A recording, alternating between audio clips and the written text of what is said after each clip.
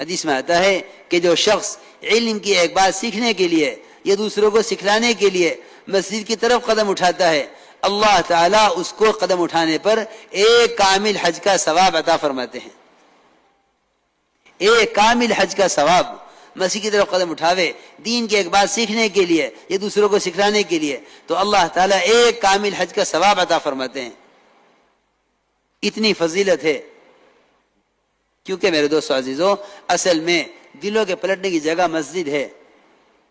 حضور اکرم صلی اللہ علیہ وسلم نے وہ وفد ثقیف جو یہ کہتا تھا کہ اسلام تو لائیں گے، نماز نہیں پڑھیں گے، زکوٰۃ نہیں دیں گے، جہاد نہیں کریں گے، اور ہمارا بت 1 سال تک باقی رہے گا، ہم اس کو توڑیں گے نہیں،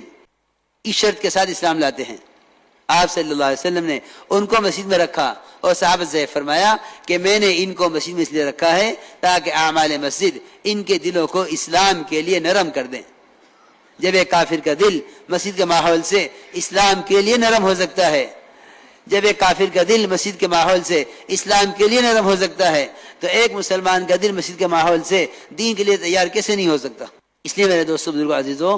مسجد کو ملاقاتوں کے دوران عمل سے خالی نہ چھوڑو، کیونکہ دعوت باتوں کی طرف نہیں ہے، دعوت ان اعمال کی طرف ہے جن اعمال میں مشغول رہنے سے اور جن ماحول سے دل پلٹتے ہیں۔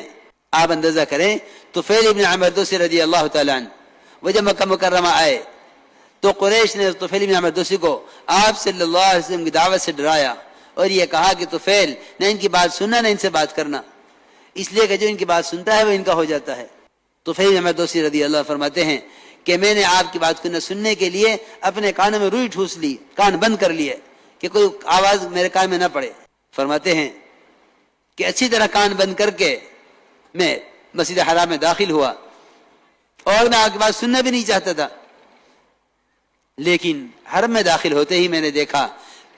کہ آپ صلی اللہ علیہ وسلم کعبے کے پاس نماز پڑھ رہے تھے۔ فرماتے ہیں کہ میں اندر گیا تو میرے دل نے یہ کہا کہ طفیل تجھے ان کی بات سننی چاہیے، تجھے ان کی بات سننی چاہیے، تجھے ان کی بات سننی چاہیے، اچھی ہوگی تو قبول کر لوں گا اور بری ہوگی تو چھوڑ دوں گا۔ فرماتے ہیں طفیل ابن عمر دوسی رضی اللہ تعالیٰ عنہ کہ میں نے کانوں سے روئی نکالی اور میں نے آپ کا کلام سنا اور اسلام اسی وقت قبول کیا،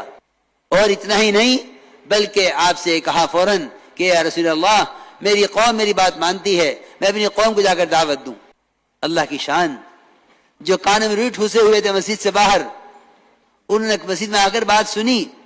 اور بات سن کر یہ عرض کیا کہ اپنی قوم کو جا کر دعوت دوں۔ چند سال میں 80 خاندان، قبیلہ دوست کے 80 خاندان ان کے ذریعے اسلام میں داخل ہوئے، جن کو لے کر یہ خیبر کے موقع پر پہنچے حضور اکرم صلی اللہ علیہ وسلم کی خدمت میں۔ جو خود بات سننا نہیں چاہتا تھا وہ 80 خاندانوں کے اسلام میں داخل ہونے کا ذریعہ بنا ہے۔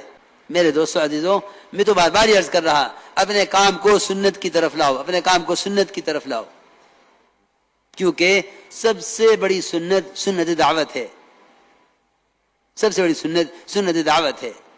آپ صلی اللہ علیہ وسلم کیونکہ ہمارے کام کا مقصد ہے احیاء سنت، میرے کام کا مقصد سنتوں کا احیاء ہے، سب سے اہم اور سب سے بڑی سنت وہ سنت دعوت ہے۔